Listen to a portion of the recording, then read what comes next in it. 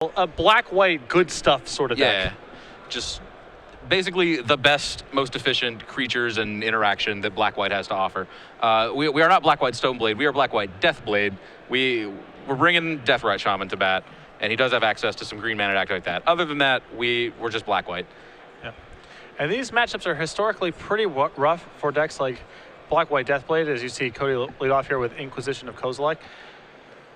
They don't have a lot of not a ton of relevant disruption and not a lot of pressure. These decks are trying to beat up on honest decks for the most part and are sacrificing some amount in their combo matchup. Okay, so he's going to cast Inquisition, see a hand of High Tide, Flusterstorm, Cunning Wish, Ponder, Preordain, and 2 lands up top. And this is one of the upsides of playing a deck like High Tide is the cantripping is so redundant. For sure. Yeah, normally you could cut her off from card drawing by taking the Ponder, but she has the Preordain. So we're pretty well insulated. The actually not redundant cards in this hand, you can take High Tide. She has plenty of ways to find High Tide. She could replace that High Tide in time. You can take Flusterstorm. That's actually her only interaction, but you have to assume if Cody leads off with Scrubland Inquisition, that Flusterstorm not going to be your best card here. Okay. So Cody goes and takes High Tide. Okay. But yeah, it does not take a lot of reassembly. For those of you maybe a little bit newer to Legacy play, the way that High Tide works is it casts the card High Tide and uses various untapping of lands effects. Candelabra of Tanos being one of the most important enablers. Cards like Turnabout to generate a lot of mana, then cast Time Spiral, repeating this process over and over again, generating a ton of mana and eventually killing with either a large Blue Sun Zenith, Brain Freeze through Cunning Wish kill, any number of ways to win once you've assembled this. But yeah, it is able to cast numerous spells in one turn, starting as early as turn 3 with its best draws. Yeah, this deck does not go infinite in terms of making infinite mana, but it makes so much mana when it's working that it may as well be infinite. Now, one thing we talked about Feline being very efficient. She plays this deck very quickly. We can see that in action because she left her hand face up. That's something people do in playtesting sometimes to be more efficient. Feline knows that if she takes her hand back into her actual hand, Cody's gonna have to like reassess every turn. What cards do I know? What cards do I not know? She just lays them out there. I have these. You know, I have these. Yeah. So Cody with a second land here, a Bloodstained Mire. Looks to be considering between some threats. And so we may see Stoneforge Mystic this turn. Is there, usually you see Umezawa's Jitte and Batterskull as the equipment targets in Stoneforge Mystic decks. Neither of these are particularly efficient against Feline. Is there a third source of equipment that he might be able to use to generate a more efficient clock? There's a Sword of Fire and Ice, which is not actually any more efficient than the others, but it does draw some cards. And more drawn cards equals potentially more ways to interact, more disruption, more Thought Seizes, Tide Hollow Scullers, things like that. And that is the one he's going to go for. Yeah, so Cody uses Stoneforge Mystic, gets a Sword of Fire and Ice. So Cody looks to have one Tide Hollow Sculler, 3 Thought Seize, and 3 Inquisition. So as you said, not a ton of interaction, just seven spells that actually do something. He has 2 Vindicate, which would be in Stone Raid mode in this matchup. And other than that, his cards don't do a ton. At least not in game 1. So Feline plays her second land, a Flooded Strand, and goes ahead and casts Sensei's Divining Top. The top is particularly good with fetch lands. Top is basically kind of like half a Brainstorm that you get to use every turn. It's particularly potent deck against a deck as slow as Cody's. Yeah. And as discard oriented, it might give Feline the opportunity to set up a better hand or survive a lot of his attrition elements. Yeah, top basically lets you keep your best card on top of your deck where it's safe. So Cody, he fetched up a Sword of Fire and Ice last turn. He's now going to have to decide if he wants to commit that sword or possibly. Okay, he does have the 1-drop, so he can cast Deathrite Shaman, leave 2 mana up, and stick that Sword of Fire and Ice into play at Feline's end step. So that's what you see Cody do, adding a Deathrite Shaman. Feline sacrifices the Flooded Strand at the end of the turn. Her deck's mana base, all fetch lands and islands. Likely going to see an end step top activation. Yeah, Feline's mana base, all islands. You might wonder, why does she have fetch lands? She has Flooded Strand in play. She has no planes to get. She only has islands. Those fetch lands are there because of the interaction with Ponder, with Brainstorm, and with Sensei's Divining Top. So she goes ahead and spins the top. And what does she see? She's looking for... She already has one high tide, so she's not looking for high tide. She is presumably looking for more ways to draw cards or a way to untap her lands. Looking for a Candelabra, Turnabout, something like that. So at this point, I think Feline still in the spirit of friendly cooperation here. Has her hand laid out on the table from the early Inquisition. Picks it up now. A third land, a Flooded Strand. Yeah, it looks like that front card, is that a Time Spiral? Yes. Okay. Time Spiral, quite the powerful spell. It did spend most of its shelf life on the banned list in Legacy. It came off of the unbanned list, I want to say 2 years ago, 3? That sounds about right. Yeah. There was a lot of worry about how powerful it was going to be. When it was first released, it broke standard for the better part of a season. So there was a healthy fear of Time Spiral. It is really only seen play in this one deck. High Tide really the only deck that can make good use of it, but it is a very powerful spell. Yeah, but I think the mixture of, how complicated is it to play the deck efficiently, and also, the secondary market value of Candelabra Tanos, and the fact that that card really only goes into the one deck means that High Tide, even when it's been particularly good, has always been kind of underrepresented in the Legacy metagame. Definitely. Yeah, you have to be pretty committed to pick up High Tide in the first place. The deck is not easy to play. Yeah. I've tried to goldfish it with it a couple times, and as we said, this deck well known for taking really, really long.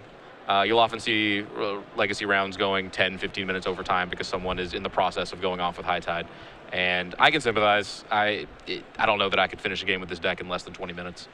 So Feline brainstorming, shuffling away with the Flooded Strand, now spinning Sensei's Divining Top, and from this spot, as innocuous as it looks, Feline with just 3 lands in play and a Sensei's Divining Top, she may be able to assemble a lethal turn as early as next turn. Sure. Yeah, High Tide it's not particularly spectator friendly while it's setting up. It's just getting lands in play. That's really all the deck's trying to do. But once she starts going off, things are going to get hairy. So Cody did take the opportunity to sneak that Sword of Fire and Ice into play. He's going to get an extra card, and hopefully for him, hit a discard spell of some kind. He hits Liliana, which is a discard spell. But maybe a little too slow for this party. He looks like he does not have another land that would let him cast Liliana this turn. So now Cody is simply at the mercy of what Feline can generate this turn. He has no disruption, no counter spells. It's just if Feline can go, she can go. She moved what I believe was a Cunning Wish to the top of her deck. Fumbled a little with it, drawing it. I think it was an island. Okay. I think she maybe feels like she is in a position where she could go off this turn. That's a Merchant Scroll. Merchant Scroll in this deck often plays the role of redundant High Tides. Okay, she is going to use it to fetch up High Tide. Yeah. So from here, she could cast the 1 High Tide. The remaining island untap could make 2 mana. She can cast another High Tide there. But I don't think she could untap from there. So I would guess that she is going to wait at least one more turn before trying to go off. Yeah, this feels very likely like a setup turn to really, for sure, go off next turn. And yeah, she is going to use this last opportunity to spend her mana casting cantrips. So you see a Preordain here. Looking at Ponder and something else. Doesn't need either. And draws a Flusterstorm. So she'll be safe from... Flusterstorm actually can't counter Liliana. So Deathrite Shaman here, activation from Cody at the end of the turn. Knocking Feline down to 12. Cody draws another Stoneforge Mystic, and he is just desperately digging for a discard spell. It's not even clear a discard spell even provides that much assistance, but he's got to feel the writings on the wall if he doesn't find anything at all. Yeah, definitely. He needs to close this game out, and he does not have the capacity to do so. Yeah, honestly, I feel like he knows that if he finds a discard spell, that's basically just going to show him he's dead. He looks like he does not find a discard spell, except for that Liliana that we said was not most likely not actually going to interact with Feline in any significant way.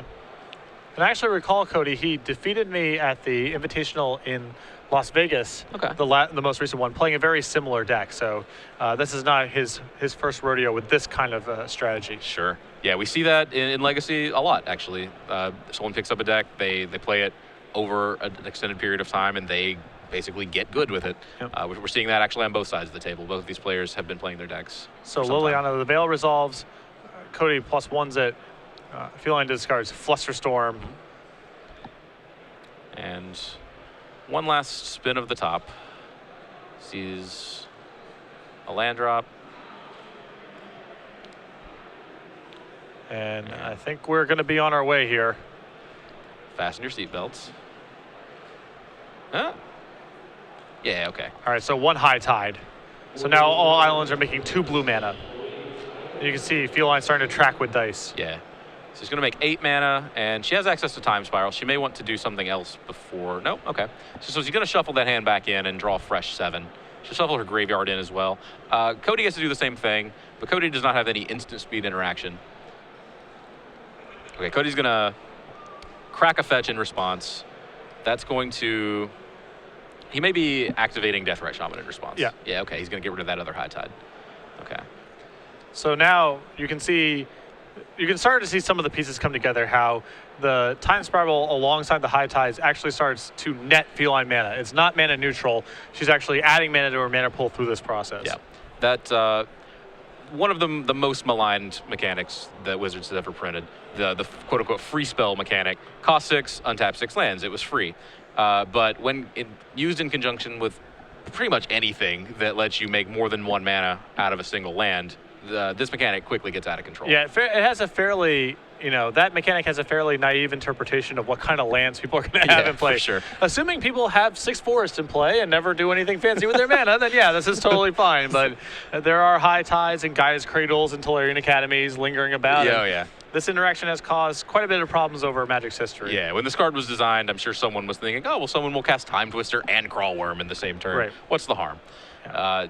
This is the harm, Right. basically.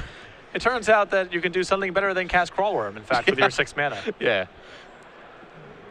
So we're going to see a fresh 7. The danger when casting High Tide, or sorry, not High Tide, when you're casting Time Spiral, is you don't know what's going to happen. You are kind of spinning the wheel in this case. She could just draw 7 blanks. Yeah, this is actually the gift and the curse of this deck, if you're in Cody's position, is there is some fractional % chance that she fails from here, which is good for you, as it means that you actually may win the game. Yeah. But it's bad for you from the perspective of you feel obliged to play it out, even though the percentage chances are not very good. Yeah.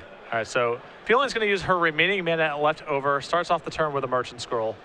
Okay. And you can see the pace of play really picking up, especially because she suspects at this point, Cody is just playing a black-white deck. There's no Force of Wills hanging out here. I don't need to stop and pause every single time I cast something. Definitely. I can just go about my business. Yeah, Cody's tapped out. It is extremely unlikely that he'd have any kind of like surgical extraction, something like that, in his main deck. So Feline basically just playing solitaire over here. Yeah, and she turns her hands up. Part of her process here is dividing her hand into redundant lands or other unnecessary things, plus cards that are live for her process. You see Candelabra of Town House in play. A second High Tide has been cast, so now the islands are tapping for 3 mana apiece. The Candelabra represents a lot of mana. You see another Time Spiral in hand. Yeah, she lost 2 of the High Tides to Deathrite Shaman, but she's already cast 2. Honestly, she doesn't need to cast more than 2. It would be a luxury. She could go through this a little bit faster, but really, if every island makes 3 blue mana, she's more than capable of finishing things out here. You can see another untapped 2 free spell mechanic card and snap there. There's a single copy, presumably to Merchant Scroll 4 and get rid of troublesome creatures like potentially Meddling Mage or Gadok Teague. Feline using it here on the Deathrite Shaman just to generate some mana. And now we see Blue Sun Zenith, and this is going to be the last piece of the puzzle as she is able to draw roughly her entire deck and then generate enough mana to then use Blue Sun Zenith on Cody to force him to draw his entire deck. For sure. Yeah, she drew 10 there. It's likely that 10 is going to give her all she needs. Even if it somehow doesn't, she has the backup Time Spiral. Yeah. So she's going to use some cantrips. We don't know if she has anything floating. I suspect she does not. She left some lands untapped there. Right, but still access to a boatload of mana here. Boatload of mana, boatload of cards. Really, she can just do whatever she wants at this point. And you can see the 2 lands are left over here. That's the insurance in case she actually needs to cast this Time Spiral. If she fails to go off with the cards that she currently has. So she is, all right. Oh boy. Yeah, that's going to give her access to, another 15 mana, it looks like? As you see, a wipe away on the Candelabra. These are all just ways of generating mana, as anything that allows her to untap her lands, like Candelabra or the free spells, generates so much mana. Just going to go find another copy of High Tide. Yeah. So that High Tide is going to make each land tap for 4 mana. She can untap those lands at least once more with the untapped Candelabra. If she finds a turnabout, she can use that turnabout to untap the Candelabras. So a turnabout here, which I didn't see, but she can find it if she wants with all those cantrips. That's going to net something on the order of 30, 40 mana. I don't know what her target is here. Cody has 1, 2, 3, 4, 5, 6, 7 permanents in play, 7 in hand. So she needs to Blue Sun Zenith Cody for, if my math is right, 46? And mana is not the bottleneck at this point at all. Absolutely not. Yeah. It's simply finding the last piece of the puzzle. Yeah. Card selection, I suppose, is the bottleneck. Really, it doesn't even look like there is a bottleneck. And there's Merchant Scroll. Now Merchant Scroll can go find the Zenith. There we go. And this is sufficient for, I don't know if she has lethal mana right now or if this just allows her to functionally draw her entire deck, but in either event, this should be a wrap fairly soon. Demonstrating the ability to make all the manas. She's going to wish some more. Gets turnabout. Okay, and this will be used to turnabout to untap the Candelabras. Yeah. So makes use of them first, untaps them. And, you know, what's really impressive about this is I believe that this turn probably would have taken me in the order of 25 minutes to play. Yeah. And we're talking. Absolutely. And there's the kill. So yeah. Feline quickly up a game, both in terms of turns and time with High Tide. Yeah. We go to the sideboard here. You got Cody's deck in front of him. What does he have in his sideboard to improve this matchup? The first card to see 3 Talia, Guardian of Thraben. That's a big one. Feline can go off with Talia in play if she has the luxury of time. If she gets enough lands in play to, of course, 1 High Tide negates a Talia, but you need multiple High Tides to resolve to go off. So Talia, definitely a card with text. She has Cody has 1 Phyrexian Revoker that can name Candelabra of Thomas. So that card is relevant. Enrique Gusari, not going to do anything. Spirit of the Labyrinth, that's a big one. Yes. Yeah, Spirit of the Labyrinth will turn off Feline's Brainstorms, turn off her Meditates, turn off Blue Sun Zenith. I may be forgetting some. It effectively neuters Ponder and Preordain as well. A ton of cantrips. Oh, yeah. Feline's deck basically just draws cards. So other than that, we have Zealous Persecution, does nothing. Oblivion Ring, pretty sketchy. Either Sworn Canonist, that's going to be a key hate card. And then it looks like he has 2 Enlightened Tutors that can find the Canonists. And 1 Choke. 1 Choke's a pretty big one as well. So, yeah, afterboard, Cody actually brings in quite a bit of interaction. Yeah, and it's a very common structure where you see a couple of bullets, artifacts or enchantments, and a couple copies of Enlightened Tutor to find the right pieces. Mm-hmm. On the other side, Feline's sideboard is mostly taken up by Cunning Wish space, which is pretty understandable. There's a Blue Sun Zenith, a Brain Freeze, an Intuition, a Meditate, a Turnabout, a Rebuild, a Wipe Away, a Flusterstorm, and a Surgical Extraction. Mm-hmm. Almost all of these are simply cards to Cunning Wish for in various spots. There's 2 copies of Pact of Negation. Pact of Negation regularly comes in spots where you need additional counter spells when you're playing against other Force of Will decks. 2 Defense Grids and 2 Grafdigger's Cages. So we're not talking about really a ton of stuff to bring in. Mm-hmm. It wouldn't surprise me, given that Cody's deck is fairly slow, if you saw something like, I'll just bring in the Meditate or I'll bring in the Intuition, cards I'm unlikely to Cunning Wish for, but cards I'm reasonably happy to draw over the course of the average game. Sure. But in terms of the Pact of Negations, the Defense Grids, and the Grafdigger's Cages, the cards that there are multiple copies of in the sideboard, cards that are not strictly wish targets, I don't think any of them really provide any value. No, it doesn't look like. Grafdigger's Cage can turn off Lingering Souls, does things like that, but that's really not where she wants to be. Yeah, Grafdigger's Cage very low on the list of cards that Feline cares about. Yeah, definitely. We may see her actually just not sideboard. You said we have what the Meditate, the Turnabout, although she wants that Turnabout in the board to have access to. Yeah, exactly. You can see, I could see perhaps an additional bounce spell like a Wipe Away coming in, because she can reasonably suspect that there's going to be some troublesome hate bears coming out of Cody's sideboard. Sure. So I think some of the Cunning Wish targets are reasonable to just bring in as random cards you may want to draw. Sure. But I don't think we're going to see a lot of heavy sideboarding from Feline. No, I wouldn't think so. Not a lot of action in her sideboard is relevant in this matchup. Her main deck configuration is very solid. And so you might see a couple changes around the edges of the deck, but nothing substantial. Yeah, so she she has the 1 snap and the 1 wipe away in her main deck. And both of those cards she can access with Merchant Scroll, which is a 4 of. She also has 3 Cunning Wish to get an additional wipe away in her board. So that's really what these games are going to be about post-board. Cody Lingelbach is going to try and stick some kind of hate bear, so for lack of a better word. In this case, actually are just literal hate bears. He's going to, on turn 2, try and cast something that prevents Feline from going off. And her job is to keep that thing out of play. So in that regard, she has access to quite a bit of tools to do that. I don't think she can bring in the wipe away in her board. She actually needs that so the Cunning Wish isn't out. Yeah, she can have, currently she has 9 outs. She has the 4 Merchant Scrolls, the 3 Cunning Wishes, and then the 2 actual bounce spells. If she brings in the wipe away, she gains an out, but then she loses the 3 from Cunning Wish. Yeah. Although Cunning Wish is kind of a tricky proposition if you're trying to fight Thalia with it, because it's tough to generate that much mana over that many turns to fight it that way. So yeah. Okay, again, as we said, she can actually, in the short term, kind of interact with Thalia by casting a High Tide. So that she loses a High Tide, that's part of her combo to do that. Draws are 7. Both players keep a Swamp from Cody and a Deathrite Shaman.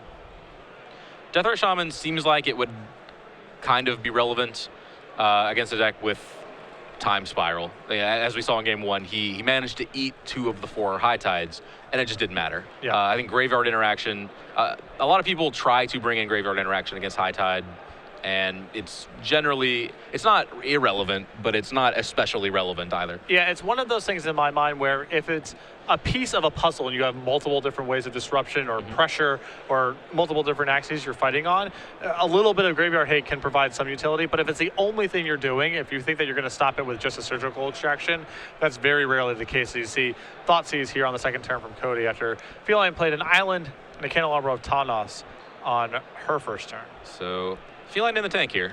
She's tapped out, so she would presumably be thinking about Force of Will here. Although I do not see a Force of Will.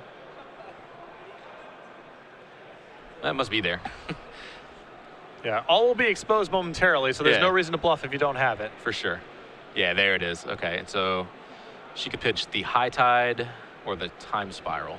Okay. Pitches Time Spiral. Really has something that she wants to protect in there if she's willing to do that. All right, we're about to see it with an Inquisition as the follow-up. 3 lands, Candelabra. And by that I mean 3 lands. Yeah. So now Feline down to just islands in hand.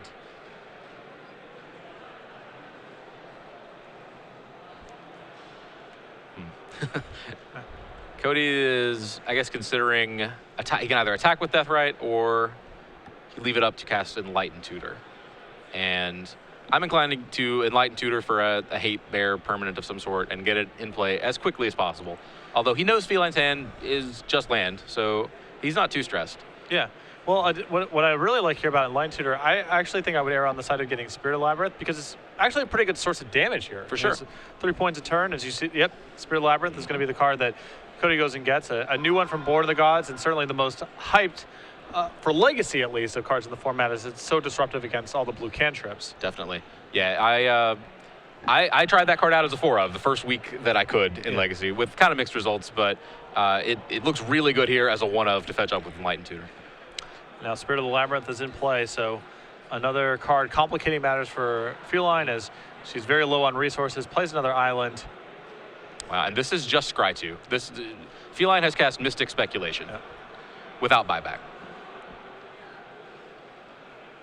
Whoa. Whoa. And Cody makes the same noise that I just made, I think. Yeah. It's just not intuitive because you don't necessarily think of it as like drawing the card. It's disconnecting because of the Scry, but all those cards say draw a card on them. Oh yeah. Really, Dark Confidant is the only example of a commonly played Legacy card where that's not what's happening. Yeah, there are tons of small interactions. Yeah. So the judges are going to be sorting this out to see exactly what the penalty is going to be here. Yeah. Clearly, Spirit of the Labyrinth, a fairly new card, one that Feline might not have actually played against before, maybe not used to be seeing in play, but Preordain, Ponder, Brainstorm, all of those actually say draw a card, draw X cards, whatever the case may be. Yes. Spirit Labyrinth shuts that down. Welcome back to the booth. Patrick Sullivan, Andrew Stroud, starts the game's Legacy Open here in Seattle. We are in the 8th round, and it's really cool. I really like coming out to the Pacific Northwest, even though Feline travels a fair bit for the Opens, more actually than most players. Certainly one, Feline not really that much in terms of aspirations for the player championship necessarily, but just really enjoys Legacy, really enjoys playing High Tide. Very cool to see. I really enjoy when the Fringe decks have their pilot, their avatar, their advocate, show up in the Legacy tournament and run deep regularly. Definitely. And if High Tide has to have one avatar step up, I'm really glad it's her, again, because High Tide in the hands of I don't even want to say inexperienced, in the hands of a not extremely experienced pilot. Yeah, I mean, I've played Magic for, 17 years or whatever the case may be, and I have played some combo decks in my life, and being able to play that deck that rapidly is not even close to something that's in my skill set. And it feels like it's the type of thing where, you're sitting in your bedroom on your bed and you're just drawing up hands and going through the motions over and over again to get used to the operations. And it feels like such a critical skill set to develop with a deck where, you're going to be playing long tournaments. You certainly don't want to be accumulating draws. I would assume the draw bracket, much worse on average for Feline than the not draw bracket, is probably running into more counterbalances and more, slower decks. And so that efficiency is such a big part. You see Joe Lissette playing Blue-White Miracles all the time, same sort of thing. Turning those draws into wins is such a critical part of playing these decks successfully in tournaments. Sure. Yeah. Prior to the last round, or sometimes the next to last round, something a lot of players don't realize. Yeah, you think that X1-1 is the record you need to make the top 8 of a tournament. But in reality, if you start with a draw, if you pick up a draw early, that draw is effectively a loss. Yeah. You will get your tiebreakers will be worse because you will be pared down occasionally. So as you make it to the top, even if you went out from there, you'll have some of the lower tiebreakers of the people with just a draw or with a loss and a draw. And more importantly, when we get to the actual last round and people start to look at the pairings and the standings and say, can I draw in, or do I need to play my last win and in? Your information's there. They see you lurking. They see your tiebreakers. And they know if they need to worry about you or not. So effectively, if you're a problem, they'll play, and if you're not a problem, they'll draw and knock you into ninth. Yeah, and it looks like that penalty is a game loss for drawing extra cards. In fairness, it looked like Feline was in a ton of trouble that game. No action, no cards in hand of note. Oh, for sure. Facing lethal in 3 or 4 turns. So a game she was very likely to lose anyway. Yeah. But unfortunately, because of the Spirit of the Labyrinth, the card did enter her hand, and once we've hit that point, we're drawing extra cards.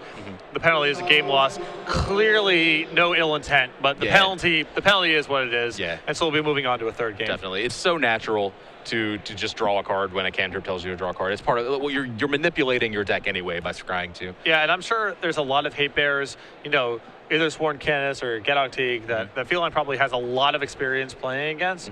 But Spirit of the Labyrinth, again, is very new. For all we know, this can actually be the first time that card's been in play against her in a Legacy match. So not uncommon for there to be those kind of hiccups, especially when you're experiencing new cards. Yeah, certain types of hate bear, I guess, are weirder to interact with than others. Like Talia, that's something that you kind of get used to after a while. Tax hate bears. Some that, like, for example, the one that gets me is Imposing Sovereign. I always forget to put my things into play tapped. And I could see Spirit of the Labyrinth being one that I could trip up on. Oh, absolutely, me too. If I ever played decks where draw a card was a text box on the cards I was playing, I could see that easily tripping me up. Yeah. So Feline going to be on the play for game 3. Starts off with a Polluted Delta. So her turn ones are almost always going to be a cantrip of some kind. She just has so many. She may lead off with Candelabra, as we saw in game 2. And there's Sensei's Divining Top. Kind of halfway between a 1-drop artifact and a cantrip. Yeah. Yeah. If you had to splice Candelabra of Tanos into Ponder, you would get Sensei's Divining Top. Exactly. So there you go. Yeah, it's basically a sort of Ponder with Suspend 1. Right. So Cody on his first turn cracks a Bloodstained Buyer, goes and gets a Scrubland. And we'll see if he has some interaction. He has Deathrite Shaman. Again, sort of halfway interaction. Oh. Interaction and actually mana acceleration. That could definitely be relevant. And Feline with a fetch land and passes the turn. Okay. Cody's going to play his land here. He has access to 3 mana because of that Deathrite Shaman. That's going to let him stick one of his 2 mana threats and possibly interact this turn, which is where he wants to be. If he just spends all of his turns just interacting, he gets no pressure. But of course, he does have to interact. Yeah, you need to. It's a tightrope you're walking between putting enough pressure into play and also disrupting enough. As you see, Aethersworn Candace come down for Cody. Yeah, Candace, one of those hate bears we've been talking about. Conveniently, it is basically disruption and pressure. Not much pressure, but enough. So Feline going to brainstorm in response. Finds Force of Will among her top 3, so we'll see if this Candace is worth fighting over. She says that it is. Certainly. Force of Will, pitching Preordain. And that was the one Canonist in Cody Lingelbach's deck. So if he draws Enlightened Tutor, he can fetch Spirit of the Labyrinth again. And that card did look to do good work the last time it was in play. So Feline does not crack her fetch lands, implying that she's pretty happy with everything that she has right now. Just plays the land and says go. Cody untaps. We do see an Enlightened Tutor in his hand, so he will have an opportunity to put a Spirit of the Labyrinth into play next turn, should he so choose. And there's Dark Confidant, but depending on the quality of Feline's hand, and it may be very good. Again, she did not crack those fetch lands. Cody may not get another turn. That would be ideal for Feline, but she 2-for-1'd herself with that Force of Will. She lost 1 cantrip. There are plenty to choose from, but she doesn't currently have. She sees the Candelabra and a High Tide. It's actually very convenient to watch Feline. You can see those. All of her High Tides are altered. They have a little white frill around them. So she sees 2 cards that give her access to plenty of mana, and is now considering: do I need one of those cards this turn to try and go off? Should I keep it on top to try and protect it from discard of some kind? She chooses to draw the High Tide. This is one of those moments where you kind of have to take a long view of the game. She now has to basically assess what's in her hand right now and decide, can I go for it? And when you go off with this deck, you see a ton of new cards that weren't in your hand at the start. So she kind of has to make some educated guesses here. But I have a feeling that we're going to be starting to go for some serious action here. As you see, Feline use the Sensei's Divine Top, set it on top of her deck to find a 4th land, and now she's fetching. And so that to me implies that she's going to go for it. And I don't really blame her in that spot with that Dark Confidant in play, and you've seen so much disruption of Cody, especially in the post-board games. The trying to take the long view here instead of a better hand might be an impossibility. Yeah, Cody's going to gas up every turn with that Dark Confidant. So here we go. And here is Time Spiral. Now, this is not nearly as strong of a base as Feline had the first game when she went off with High Tide. Not nearly the same number of resources, no divining top in play, but this is definitely a position from which she can win. Sure, she's going to untap 4 of her lands, which gives her access to 8 mana.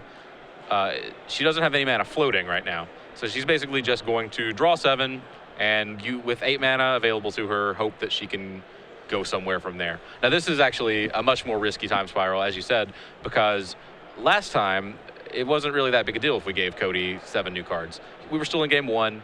We knew he had a lot of blanks. He had things like Swords to Plowshare still in his deck. In this case, if Feline bricks on this Time Spiral, Cody has a fresh 7. Yeah. And a fresh 7 in a deck like this. I said earlier she countered the Aethersworn Canonist. That was the only one in his deck. She didn't have to worry about that. Now she does again. He could easily draw that. He could draw the Enlightened Tutor to go find it. The Spirit of the Labyrinth could be drawn. I mean, there's a lot of bombs waiting in Cody's deck now. Yeah, going to be a lot of tension for Feline right now, because if she has to pass the turn, I feel like her chances get very slim. Yeah. So 1 High Tide cast. Island's producing 2. She's made her land drop this turn, so we're looking at right now access to 8 mana. And the only way she can increase the amount of mana she has access to would be drawing another High Tide or a Candelabra or Turnabout. Yeah, the snap. There's a couple random ones, but sure, not a yeah. lot. She could snap one of Cody's creatures as well. So we see land she cannot play, some cantrips. She's going to start off with a Ponder. 1 mana on the pool. Again, that island taps for 2 mana, not 1. Finds Ponder, Force of Will, and Island. I would guess she shuffles this away, but I I don't want to presume how someone who is as experienced as Feline is going to use her cantrips. Yeah. This is not a lot of juice in terms of trying to find another Time Spiral or another High Tide. No, so, not at all. She has no way to shuffle her deck. She has the Strand, but she can't play it. And if she keeps the Preordain, she's just going to put away the 2 cards that she leaves on top. But she keeps. Okay. See. She did have a way to shuffle. Okay. All right, so this is going to be Merchant Scroll. This maybe finds another High Tide. She could also Merchant Scroll for... Does she have an instant speed way to untap? She does have the 1 turnabout. So this is definitely going to be something to find mana, whether it's High Tide or something to untap or Yes. lands. Yeah. In this particular game, unlike in game 1, mana is the bottleneck, at least at this stage. And she's got some options to consider. This is a make or break decision. Yeah. I think there are multiple possible cards to choose, and yeah, I would have no idea which one. So right now she has 1 mana floating. So this High Tide is going to turn her islands into producing 3 blue apiece, which means now Time Spiral is back on, and any untapped land effects, whether it's Candelabra of Townhouse or Turnabout, potentially unleashes a lot of mana. Right. So if she spends the 1 mana to cast High Tide, she would have access to 6. She could also spend the 1 mana to cast High Tide, and we can see the top. We don't know what other cantrips she has, but the top can go digging for Turnabout or Candelabra, as you said. And once she gains more mana, things can get... Oh, was that a... It looked like I passed the turn. I was... Not yet. So okay. Second High Tide resolves now has it has 2 mana floating, or now with the Divine Top activation now down to 1 mana floating, plus an island at the ready, so access to 4 mana left over on this turn. Right. I see Blue Sun Zenith, the front card of her hand. That's not really a card you want early on in your combo turn. You obviously you want it late when you have all the mana. You also kind of want it in the middle of your process. But here, she can Zenith for 1. That's not going to do it. And you can see her really the gears grinding here, trying to see how can she wiggle out of this one. As I said, she knows letting Cody Lingelbach untap is bad news. Blue Zenith for 1. Yeah, yep, Zenith for 1. Draws the force. Okay, that actually gives her some insulation there. The Zenith's going to be shuffled into her deck there. Yeah, she has to assume that Cody Lingelbach is going to cast a relevant spell, and so she gives herself the Force of Will. But when she passes the turn, she's going to lose those High Tide effects. Yeah, and also critical is that a second one of her High Tides is likely to be removed by the Deathrite Shaman, which is going to leave her with just very few resources. Yeah, Cody Lingelbach flips Stoneforge Mystic off of that Deathrite. So you can see when the High Tide deck has to go off from that base, not a ton of resources, it's actually reasonably likely to fizzle. And Cody fans out his Fresh Grip. I believe I see a Talia. That's bad news. I see a Thoughtseize for sure. That's also bad news. Yeah, Cody with a lot of resources to work with. And a lot of disruption now. And Feline showing a lot of weakness with how her last turn went. Oh, for sure. Yeah, that Blue Sun for 1, you've got to feel comfortable about your chances if you're Cody and you see that. Well, after the turn, when Feline it's clear to her that she's going to fizzle, that Blue Sun Zenith has to be worse than a random card. So it's still worth doing it for 1. That's true. I suppose if she holds it, she could play a land. Boy, there's a choke. Yeah, Feline does have the force. She made sure that is certainly not going to resolve because the game is over if that resolves. Well, does she not have another blue card? Draws a card to find it. Looks like she didn't. Choke is just in. Yeah. All right, that's very, very bad news for Feline. She does have effects that untap her lands, but she does not have mana to cast them currently. And she's also under the gun. I mean, she's taking a lot of damage here, so. Yeah, it looks like she just drew basically nothing but lands off that spiral. Yeah. Could not even force a will a choke, which is pretty crazy. And flips Aethersworn Canonist off the Dark Confidant. That is going to be bad news as well. Cody Lingelbach now has an extra layer of lock, basically. Feline's deck needs to find cards like Snap and Wipe Away to get permanents off the board. And Cody Lingelbach now presents 2 separate permanents that say you cannot do anything while this is in play. Yeah, and this is, as I was saying, this is the risk of playing a Time Spiral deck. Yeah. You are always, the possibility that you draw blanks always exists. In game 1, Cody had to sit around because of that possibility. In game 3, Cody thriving because of that possibility. Yeah, look at, I mean, that hand is just completely loaded. All the gas. I mean, for example, Cody's turn this turn could be, you know, Thoughtseize, Thalia, Linger Sworn either Sworn Canvas or something like that. Mm-hmm. Looks like he's going into the red zone instead. Yeah, he may be. At this point, if you're Cody, you have to ask yourself, how can I lose this game? And he does not have the luxury that we have, which is he does not have Feline's deck list sitting in front of him, so he has to consider some things. But Feline sees the writing on the wall, offers the hand. So amongst a sea of discard and hate bears, Cody Lingelbach able to defeat Feline Longmore 2-1. Pretty impressive win for Cody, given that game 1 is such a disaster for him. Oh, yeah. But has quite a good sideboard in the post-board games, and Light and Tutor plus a lot of haymakers gets to cut a lot of the dead cards, as you alluded to. And I think that's actually the biggest problem for High Tide is you capitalize on a lot of game 1s. Definitely. Because your opponents have Source of Plowshares and other cards that don't really have anything to do with what you're doing. In the post-board games, most of your opponents are going to be able to cut that stuff for relevant cards, and in Cody's case, exceptional cards. And because your deck is a combo deck with Cunning Wish, you just don't have that much wiggle room to improve your deck in the post-board games. Definitely. As we were discussing after game 1, we said, is Feline going to sideboard at all? Is she going to present the same 60? And it's likely she did. Yeah. And that was a disadvantage.